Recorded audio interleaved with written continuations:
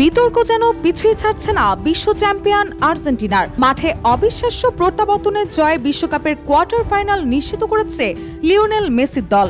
কিন্তু সেই উচ্ছ্বাসের মাঝেই নতুন এক বিতর্কের নাম জড়িয়েছে আর্জেন্টাইন ফুটবল অ্যাসোসিয়েশন এএফএ। অভিযোগ উঠেছে যুক্তরাষ্ট্রে এএফএ এর ব্যবসায়িক কার্যক্রম ঘিরে সম্ভাব্য অর্থ পাচার ও আর্থিক অনিয়মের তদন্ত করছে এফবিআই এবং মার্কিন ফেডারেল প্রসিকিউটররা।